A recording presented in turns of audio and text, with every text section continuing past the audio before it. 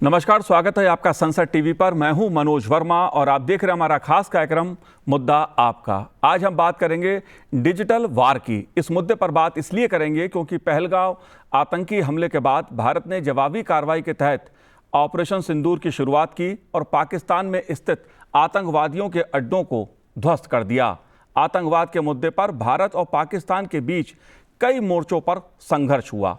भारतीय सेनाओं की कार्रवाई में पाकिस्तान में 100 से अधिक आतंकवादी मारे गए, लेकिन इस दौरान कई नई चीजें देखने को मिली। इसमें एक पहलू डिजिटल वार का है, जो सोशल मीडिया सहित विभिन्न स्तर पर देखने को मिला। इस लड़ाई में डीप फेक वीडियो सामने आए, पाकिस्तान का झूठ सामने आया।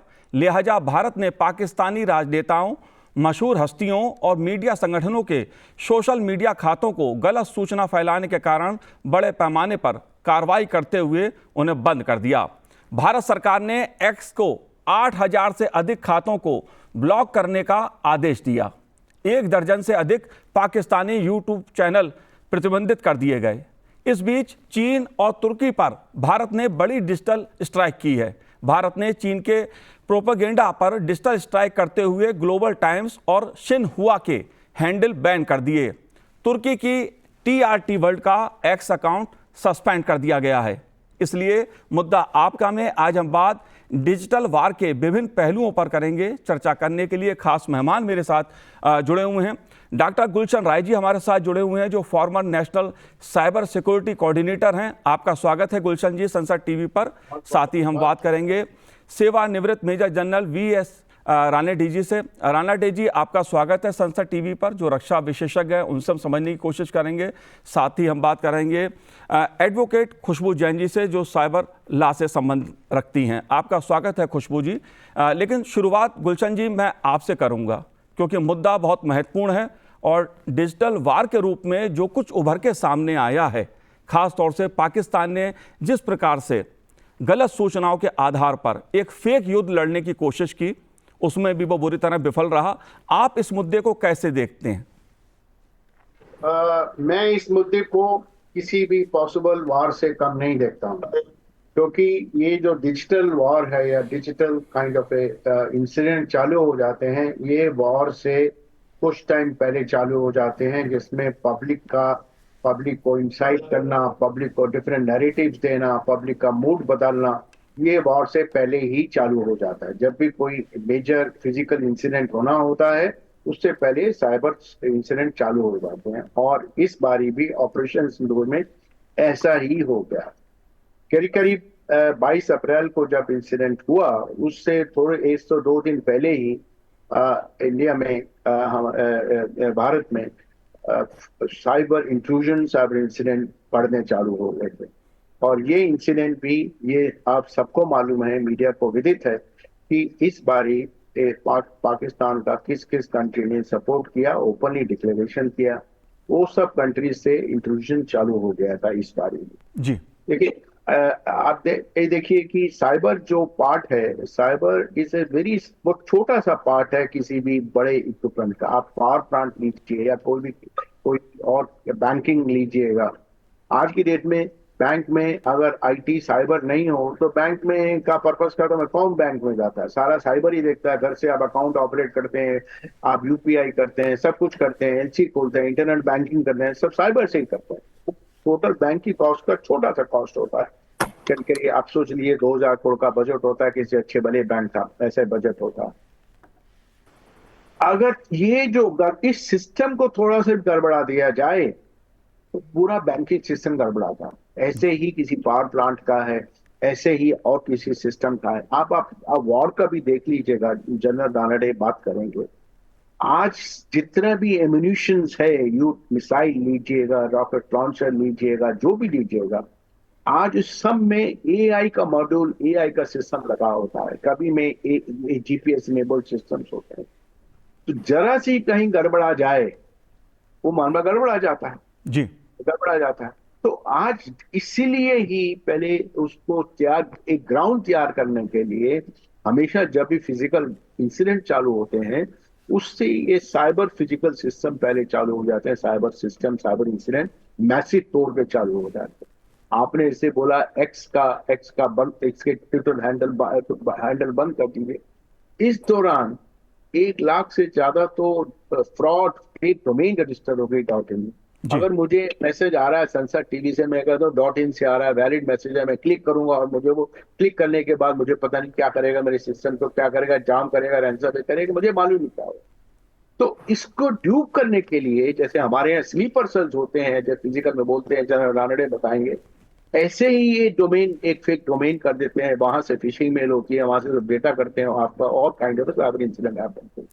तो एक किस्म का ये पब्लिक में थोड़ा सा दहशत बैठाने का होता है, थोड़ी सी इनकन्वीनियंस करने का होता है कि सरकार के खिलाफ इनकन्वीनियंस किया जाए और पब्लिक में थोड़ी दहशत की जाए, ताकि उनके मेजर पर्पज जो फिजिकल होता है वो अचीव हो जाए। जी इस बारी और जैसे जैसे टाइम बढ़ता चला जा रहा है, आपने कुछ नाम दिए fake images, D fake images, जी या कुछ भी आप कोई भी कहीं भी आप कर दीजिए, वो बना के दे दीजिए। बहुत लोगों ने बोला हमारा एयरप्लेन गिर गया, आप पुरानी फोटो निकाल के ले आइए, उसको मॉडल सिमुलेट कर लीजिए, मॉडलेट कर लीजिए और बता दीजिए ये हो गया।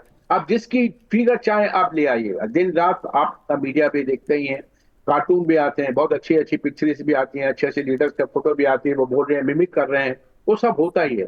तो टेक्नोलॉजी जो है आज की डेट में एक ऐसा माध्यम है जिससे बहुत कुछ एक पब्लिक अनरेस्ट किया जा सकता है, जी पब्लिक ओपिनियन बनाया जा सकता है, और एक डिफरेंट नैरेटिव क्रिएट किया जा सकता है जो कि सही नैरेटिव से अलग, जी जो हमने बिल्कुल देखा इस ऑपरेशन दूर में हमने जी बिल्कुल बिल्कुल गुलशन राय जी। राणा डे जी, मैं आपसे समझना चाहूंगा इस मुद्दे को, क्योंकि जब हम बात आतंकवाद के खिलाफ लड़ाई की कर रहे हैं, ऑपरेशन सिंदूर की कर रहे हैं, और जो कुछ नया उभर के सामने आया है, क्या ये संघर्ष का नया चेहरा है जो पाकिस्तान ने झूठ के बल पर, फेक न्यूज के बल पर, धारणा प्रचार और मनोवैज्ञानिक हेरफेर के रूप में लड़ने की कोशिश की, हालांकि उसमें भी बुरी तरह पाकिस्तान पिटा। इस मुद्दे को आप कैसे देखते हैं? देखिए, जो भी पिछले 4-5 दिनों में जो हुआ, गुलशन राय जी ने बताया कि पाकिस्तान ने कैसे फेक नैरेटिव्स दिए। अगर हम इसको अलग तरीके से देखें, एक ये जो पारंपरिक लड़ाई है, कन्वेंशनल लड़ाई है, जी ये इसके साथ साथ डिजिटल वॉरफेयर या डिजिटल लड़ाई भी साथ साथ चलती, आज ये एक हिस्सा बन चुकी है। यानी कि हम डिजिटल जो एनिमी है वो हम देख नहीं पाते हैं, पर जो कन्वेंशनल एनिमी है, जो पारंपरिक लड़ाई का दुश्मन है, हमें पता है बॉर्डर पे सामने दुश्मन बैठा है, ये दुश्मन है, ये मेरा टारगेट है। डिजिटल लड़ाई एक ऐसी लड़ाई है, अनसीन लड़ाई है, जिसमें हम दुश्मन को नहीं देख पाते हैं, और दुश्मन इसी बात का फायदा उठाता है कि हम उसको देख नहीं पा रहे हैं, और वो एक माहौल तैयार करता है ताकि जो उसकी कन्वेंशनल लड़ाई है वहां पे उसको थोड़ी सहूलियत मिले। अब वो कैसे तैयार करता है? जैसे कि गुलशन राय सर ने बताया कि साइबर वेपन्स का इस्तेमाल करता है, फॉल्स नैरेटिव्स देता है, टारगेट से यूज करता है, इंफ्रास्ट्रक्चर टारगेट्स हैं, फाइनेंशियल टारगेट्स हैं, और जो मिसाइल सिस्टम्स है, जो नेटवर्क सेंट्रिक है, उनको वो जैम करने या उनको प्रभावित करता है। इससे क्या होगा कि अगर वो प्रभावित हो जाते हैं तो वो बॉर्डर के ऊपर उतनी हानिकारक या उतनी हानि ना कर पाए। तो ये देखने में आया कि ये दोनों चीजें साथ साथ चलती हैं। कुछ साल पहले, कुछ 20-25 साल पहले, डिजिटल वॉरफेयर एक नॉर्मल मीडिया रिपोर्टिंग के तौर पे देखा गया है, पर अभी उसका स्वरूप प्ररूप सब बदली हो गया है। आजकल डिजिटल वॉरफेयर एक आम हो गया है, अहम मुद्दा हो गया है कि जो कन्वेंशनल वॉरफेयर पारंपरिक युद्ध के साथ साथ चलता है। ये जैसे गाड़ी के 2 पहिए हैं जी, दोनों पहिए साथ साथ चलने चाहिए, गाड़ी तभी चलेगी, लड़ाई तभी आएगी, जीत तभी मिलेगी जब ये दोनों साथ चलेंगे।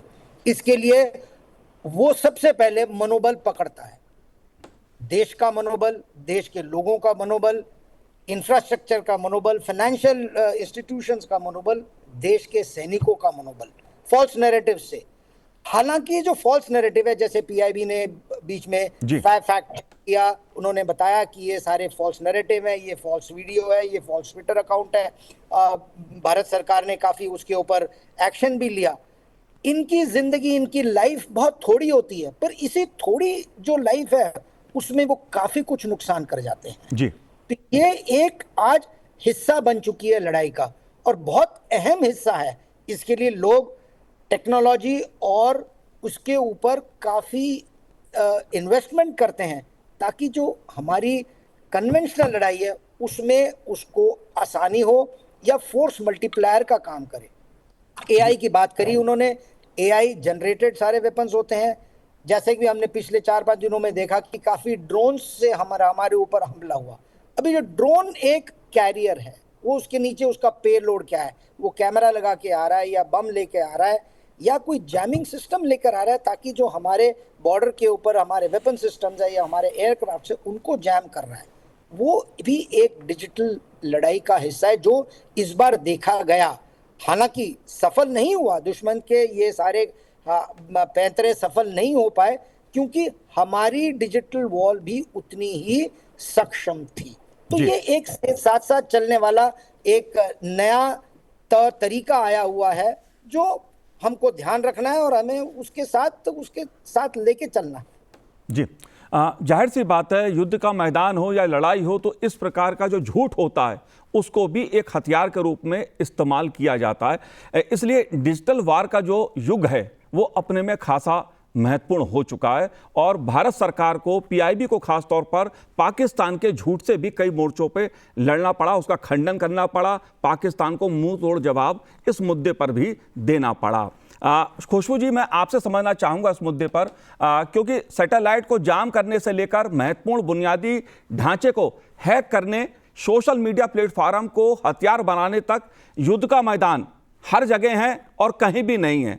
इस मुद्दे को आप कैसे देखती हैं जो हाल में देखने को मिला ऑपरेशन सिंदूर के तहत?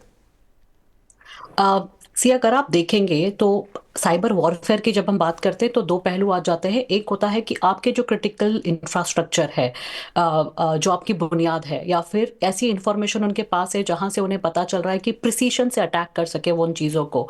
तो ये तो हो गया कि आप साइबर अटैक्स कर रहे हैं या फिर आपके पास में वो इंफॉर्मेशन है क्रिटिकल एरियाज़ की और रियल टाइम इंफॉर्मेशन आपकी आ रही है क्योंकि आप हैक कर चुके हैं सिस्टम्स को, तो आपको सारी इंफॉर्मेशन है और आप प्रिसीशन से काम कर सकते हैं, ना कि बिना नॉलेज या बिना इंफॉर्मेशन के। दूसरा बात आ गया है कि फॉल्स नरेटिव्स करना, और जिस तरीके से पूरी दुनिया सोशल मीडिया प्लेटफॉर्म्स और डिजिटल मोड ऑफ कम्युनिकेशन पर आ चुकी है, वो इस तरीके से आ गया है कि मेन स्ट्रीम मीडिया जो है वो भी इसको फॉलो करती है। जितने आप अगर देखेंगे, अगर वर्ल्ड पॉपुलेशन इंटरनेट के जरिए अगर इंफॉर्मेशन को जो जानने की कोशिश करती है, वो बहुत बड़ा माध्यम है। तो ये बहुत सारी कंट्रीज ने पहले से ही समझ लिया था कि इंटरनेट जो है बहुत पावरफुल टूल है इंफॉर्मेशन के लिए और मिस इन्फॉर्मेशन के लिए। तो यही चीज ऑपरेशन सिंदूर में देखने को मिली कि किस तरीके से पाकिस्तान ने इंटरनेट का मिसयूज लिया, क्योंकि वो बॉर्डर पे तो उस तरीके से लड़ाई नहीं कर पाया, बट पॉलिटिकल पार्टी को अपना फेस दिखाना जब होता है अपनी कंट्री में, तो उन्हें दिखाना होता है कि हम कितने विक्ट्री में हैं। तो बहुत सारी इंफॉर्मेशन, बहुत सारे वीडियो, पुराने वीडियो, डॉक्टर्ड वीडियो, गलत इंफॉर्मेशन जो है वो स्प्रेड की गई इंटरनेट के जरिए, सोशल मीडिया प्लेटफॉर्म और मैसेजिंग प्लेटफॉर्म के जरिए कि ये हो चुका है, हमने ये जीता, हमने ये किया, हमने इस तरीके से चीजों को किया। दूसरी तरफ अगर आप देखेंगे तो इंटरनेशनली विक्टिमहुड अपने आप को बताना, अगर आप देखेंगे तो हर जगह ये बताया गया कि इंडिया ने शुरुआत की, जबकि शुरुआत इंडिया ने नहीं की थी, शुरुआत पहलगाम से हुई थी और वहां से इंडिया का रिएक्शन था उस चीज पर अगर आप देखेंगे तो किस तरीके से परसेप्शन बनाया गया ताकि वो इंटरनेशनली अपने आप को विक्टिम बताए कि हम विक्टिमहुड हो चुके हैं, और वो बताने के बाद में हमारे साथ ये हुआ है। तो लोगों का परसेप्शन इतने इससे चेंज हुआ कि जो मेन स्ट्रीम मीडिया है वो भी उस नैरेटिव को सही समझने लगी। इतने वीडियोस आ गए, इतना फ्लडगेट आ गया कि काउंटर करना कि कौन सा सही है, कौन सा गलत है, कौन सा डॉक्टर्ड वीडियो है, कौन सा पुराना वीडियो है, कौन सी सही इंफॉर्मेशन है, बहुत डिफिकल्ट हो गया। और अगर हो भी जाता तो वो इस तरीके से लोगों के अंदर समा जाए कि उसको वापस चेक करना बहुत डिफिकल्ट जॉब हो जाता है। तो ये जो डिस इन्फॉर्मेशन कैंपेन या मिस इन्फॉर्मेशन कैंपेन है, इसका बहुत ज्यादा अगर ऑपरेशन सिंदूर में देखेंगे तो पाकिस्तान ने फायदा उठाया है। सिर्फ पाकिस्तान ने नहीं, हमने देखा है कि बाकी जो कंट्रीज है, जो उनके अलाइज है, उन्होंने भी अपने हैंडल्स और मेन स्ट्रीम हैंडल्स जो ट्विटर या बाकी जगह पर भी जो और मीडिया चैनल्स जो उनके हैं, जिस तरीके से उन्होंने मिस इन्फॉर्मेशन को फैलाया है, और हमने एज अ कंट्री बहुत सारे एक्शंस लिए गए हैं। जो आपने आपकी आज की जो आपकी एपिसोड है उसकी शुरुआत में बताया था, पर उसके साथ साथ और भी बहुत सारे वीडियोस हैं जो बहुत तरीके से मैसेजिंग प्लेटफॉर्म पे जा रहे हैं। तो इसको लेकर हमारी जो पीआईबी की फैक्ट चेकिंग यूनिट है वो बहुत सारे वीडियोस को डीबंक कर रही है, इन्फॉर्मेशन को डीबंक कर रही है जो गलत है। और ये जो इंटरनेशनल परसेप्शन है ये भी चेंज हो रहा है, बिकॉज बहुत सारे इंटरनेशनल मीडिया हाउसेस है जो इस चीज को बता रहे हैं कि किस तरीके से ये जो वीडियो है ये गलत है और ऐसा कुछ नहीं हुआ है जो पाकिस्तानी चैनल या मेन स्ट्रीम मीडिया क्लेम कर रही है, या फिर सोशल मीडिया प्लेटफॉर्म्स जिस तरीके से इस चीज को, इस इंफॉर्मेशन को डिसेमिनेट कर रहे हैं। तो आई थिंक दो चीजें यहाँ पर देखने को मिली है। एक तो हमारा जो वॉरफेयर हो रहा है वो तो ठीक है, बट जिस तरीके से लोगों का परसेप्शन बनाया जा रहा है नेशनली, इंटरनेशनली, और किस तरीके से इस चीज का इस्तेमाल किया जा रहा है लोगों का परसेप्शन बनाने के लिए, आई थिंक उसको, उसकी लड़ाई ज्यादा बड़ी हो गई है। बिकॉज इसको लेकर अगर हम इंटरनेशनल लॉ की बात करें तो वहां पे भी डील करने के लिए बहुत मुश्किल है, बिकॉज उस जी तरीके से लॉज नहीं है जो इस चीज को डील कर पाए। तो आई थिंक हम एक नई चीज देख रहे हैं कि ये जो इंफॉर्मेशन वॉरफेयर की जो दुनिया है इसको किस तरीके से टैकल किया जाए इंटरनेशनल लेवल पे। जी बिल्कुल जाहिर सी बात है, और दुनिया ने देखा, भारत के सच को भी देखा। भारत ने पाकिस्तान के जो आतंकवादी अड्डों को ध्वस्त किया है, पाकिस्तान को किस तरह से नुकसान पहुंचा है, उसका सबूत सहित भारत ने दुनिया के सामने वो सबूत रखे। जबकि पाकिस्तान में पाकिस्तान की जनता पाकिस्तान की सेना से पूछ रही है कि आपने यदि कुछ किया है तो उसका सबूत किया है, प्रमाण किया है। दरअसल पाकिस्तान ने एक फेक लड़ाई लड़ने की कोशिश की और इस लड़ाई में वो भारत से बुरी तरह पिटा है। गुलशन जी, मैं आपसे समझना चाहूंगा, क्योंकि जाहिर सी बात है पहले भी जो युद्ध होते थे, जब परंपरागत युद्ध होते थे, तब भी इस तरह की झूठ फैलाए जाते थे। जाहिर सी बात है इस समय टेक्नोलॉजी का युग है, डिजिटल का युग है, और डिजिटल वार की हम बात कर रहे हैं। तो भारत सरकार की दृष्टि से अगर मैं आपसे जानना चाहूं, एक नागरिक के तौर पर ऐसी परिस्थितियों में हमें क्या करना चाहिए, क्या तैयारी करनी चाहिए, और किस तरह की खबरों पर भरोसा या क्या करना चाहिए? देखिए, इस बारी आपने, हम सब लोगों ने, देश ने देखा, सरकार ने बहुत एक अच्छा स्टेप किया है। कोई भी सरकार का जो पॉलिटिकल एडवर्सरी होगा वो भी इस बात को मानेगा कि सरकार ने सही किया। जो हर शाम को प्रेस ब्रीफिंग होती थी, जो कि फॉरेन सेक्रेटरी प्रेस ब्रीफिंग करते थे, और एक दो ऑफिसर डिफेंस फोर्सेस के थे, एक एयरफोर्स से और एक आर्मी से, वो शाम को ब्रीफिंग करते थे। तो लोग जो अब इस भारत की जो जनता जो है उस प्रेस ब्रीफिंग की इंतजार करती थी कि हमें ऑफिशियल वर्जन क्या मिले, ऑफिशियल वर्जन क्या है, हर कोई इंतजार करता था। और मैंने बहुत से मीडिया चैनल्स को भी उनकी ब्रीफिंग जो है उसको रिपीट करते देखा। सो ये जो स्टेप जो सरकार ने लिया, और उसको देख के बाद में पाकिस्तान ने भी ऐसा ही अपना एक ब्रीफिंग सिस्टम चालू किया उसको बताने के लिए।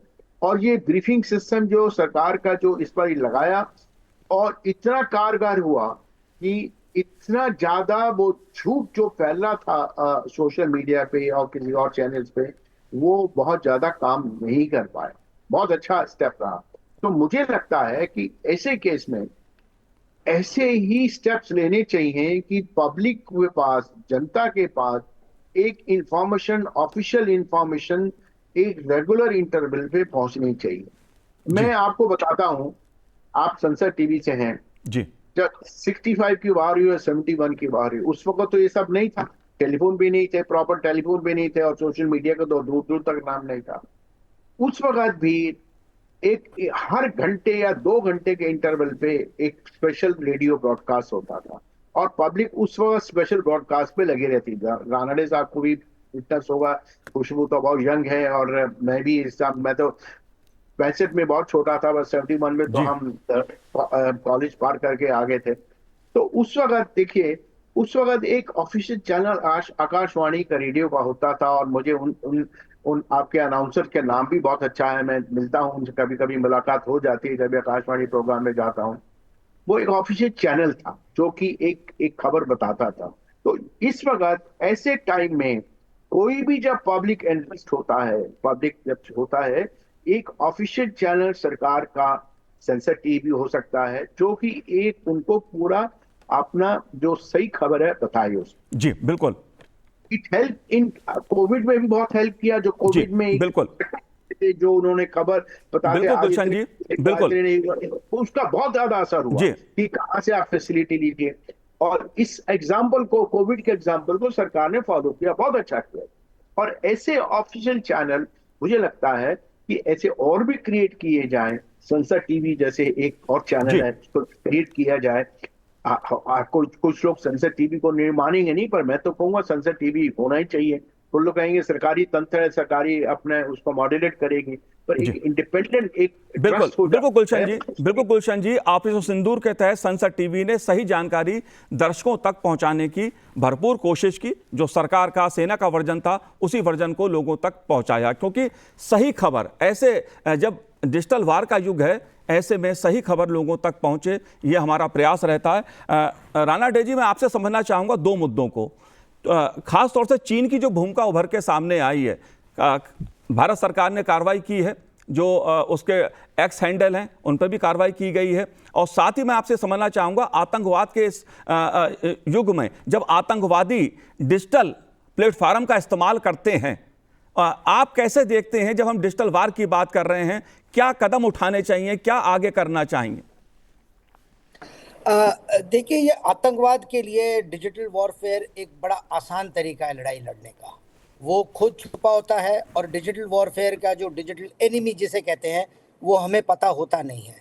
जो पारंपरिक लड़ाई है उसके लिए हमें दुश्मन हमारे सामने खड़ा है, हमें दुश्मन के बारे में पता है। पर एक टेररिज्म और टेररिस्ट जब इस डिजिटल वॉरफेयर को इस्तेमाल करता है, तो ये एक बहुत खतरनाक पहलू है, क्योंकि उसके पास मीडिया की रीच है। वो सोशल मीडिया के जानिब से वो अपनी बात पूरी दुनिया में फैला सकता है। पकड़ हम सकते नहीं, क्योंकि हमें पता लगता नहीं कि वो है किधर, कहाँ पे क्या कर रहा है। और हमारे पास इतने अभी मीडिया चैनल्स हो चुके हैं जो हर बात को, इस बात को उठा के अपने अपने तरीके से, अपने अपने परसेप्शन से इसको फैलाते हैं। इससे क्या होता है कि जो उसका मुद्दा है एक गलत खबर फैलाने का, वो सफल हो जाता है। इसको देखने के लिए आर्मी के पास ऐसे अनेक प्रोग्राम्स हैं, अनेक जी सॉफ्टवेयर। बिल्कुल बिल्कुल। इनको खुशबू जी, इस मुद्दे को आप कैसे देखती हैं? आ, अगर अगर अगर मैं इस चीज को देखूं तो इसके लिए सिर्फ एक ही प्रावधान है हमारे पास में, कि हमारी जो सरकार जो अभी भी शुरू कर चुकी है वो ये है कि रियल टाइम में चेक करते रहे कि किस किस प्लेटफॉर्म कहाँ से डिसइंफॉर्मेशन फैल रही है, मिस इन्फॉर्मेशन फैल रही है, जिससे लॉ एंड ऑर्डर सिचुएशन हो सकती है, या फिर हमारी सॉवरेनिटी को हर्ट हो सकता है, हमारे नेशनल इंटरेस्ट के अगेंस्ट में जा रहा है। ये जो कुछ चीजें हैं, इसको लेकर हमारे लॉ में प्रावधान है। 2021 में आईटी रूल्स, जो आईटी एक्ट के तहत सोशल मीडिया इंटरमीडियरी गाइडलाइंस आई है, उसमें पावर दिया गया है सरकार को, नोटिफाइड एजेंसीज को, कोई इन प्लेटफॉर्म्स को ब्लॉक किया जाए, ताकि आपका freedom of speech and expression जो कॉन्स्टिट्यूशन में है वो इंटैक्ट रहे। बट उसके साथ साथ में जहां पे आप इसको क्रॉस कर रहे हैं, जहां पे आप नेशनल इंटरेस्ट के खिलाफ जा रहे हैं, या सॉवरेनिटी को हर्ट कर रहे हैं, या फिर आपके messages law and order situation create कर रहे हैं, तो वहां पे इन चीजों को डिसएमिनेट करने की बजाय उनको वहां पे ब्लॉक कर दिया जाए। दूसरा, कौन इस चीज को स्टार्ट कर रहा है, ये जो एनोनिमिटी की दुनिया इंटरनेट लेकर आती है, तो इन प्लेटफॉर्म्स को ये भी बोला गया है कि आप इन सिनेरियोज में जहां पे आपसे मांगा जाए,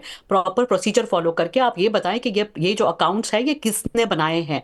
यहाँ पे भी थोड़े से प्रॉब्लम्स है, बिकॉज आप जब वीपीएन का इस्तेमाल करते हैं और बहुत सारी टेक्नोलॉजीज का इस्तेमाल करते हैं तो उन तक पहुंचना मुश्किल होता है, बट एटलीस्ट एक लेयर तक वहां पे आ चुका है। दूसरा, मैं ये कहूंगी कि आई थिंक बहुत सारा हमें इस चीज पे हमारा रुख रखना होगा, क्योंकि डिजिटल दूर नहीं जा रहा है, ये बल्कि और बढ़ रहा है। तो हमें हमारी जो खुद की एक टीम है इंडिया की, वो इतने तरीके से होनी चाहिए कि रियल टाइम चेक करते रहे, ना कि तब जब बहुत देर हो जाए या कंप्लेंट्स आने लगे, बल्कि रियल टाइम जब ये इन्फॉर्मेशन आ रही है वहीं पे उसको ब्लॉक कर दिया जाए, वहीं पे उसको टैकल कर दिया जाए, ताकि ये इन्फॉर्मेशन लोगों तक उस तादाद में ना पहुंचे जिससे बहुत सारा डैमेज हो, और वो डैमेज को फिर हैंडल करना मुश्किल हो। तो आई थिंक हमको भी इंटरनेट की दुनिया में उसी तरीके से एंटर करना पड़ेगा जिस तरीके से ये साइबर क्रिमिनल्स या फिर ये एंटी स्टेट एक्टर्स जिस तरीके से वहां पर काम कर रहे हैं, हमें उसे रियल टाइम में वहीं पे एक्ट अपॉन करना पड़ेगा। और हमारी जो फैक्ट चेकिंग यूनिट है उनको और एक्टिव होना पड़ेगा, बिकॉज माने या नहीं माने, हम एआई की दुनिया में है जहां पे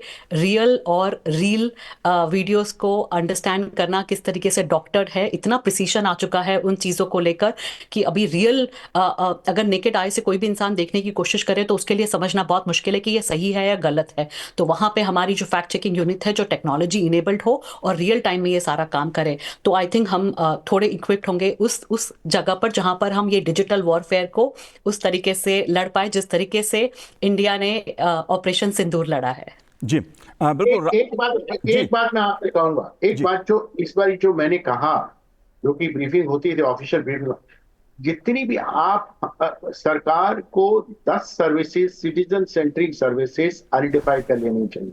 जैसे एयरपोर्ट है, रेलवे है, ऐसे सर्विसेज, बैंकिंग सर्विसेज हैं, और जितने भी रेगुलेटर्स हैं वो एक दिन के अंदर कभी जब भी स्लॉट निकालें, अपना उनका स्लॉट निकालें, उसका अपडेट पब्लिक में देते रहना चाहिए। ये तो जी। सीज फायर हो गया, अगर मान लीजिए वार हो जाती, खुदा ना खास्ता भगवान ना करे वार हो जाती, तो एक सिटीजन सर्विस या सिटीजन को पैनिक क्रिएट करता है। इस बारी वार का एकदम एक मेजर एंगल था कि पैनिक क्रिएट करना, तो जो भी शेलिंग हुई है, जो कुछ भी हुआ, तो जितने भी पब्लिक सेंट्रिक सर्विसेज हैं और जो भी अथॉरिटीज हैं उसको देखते हैं, रेगुलेटर्स हैं, उनको अपना टाइम से बुलेटिन निकालते रहना चाहिए दिन भर में, ताकि बताते रहें कि ये सर्विस नॉर्मल है, ये सर्विस नॉर्मल है, और ऐसा करें, ऐसा करें।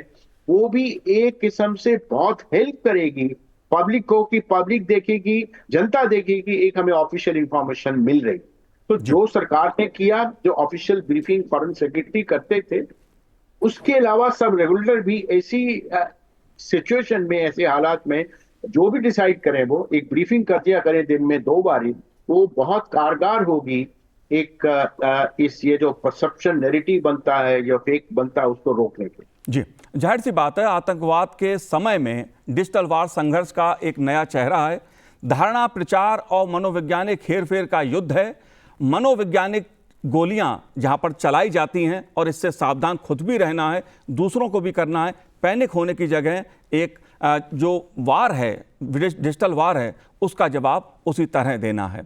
आप तीनों ने इस कार्यक्रम में भाग लिया, संसद टीवी से बात की, बहुत बहुत शुक्रिया, बहुत बहुत धन्यवाद हमसे बात करने के लिए। तो आज इस कार्यक्रम में इतना ही, मुझे दीजिए आज्ञा, नमस्कार।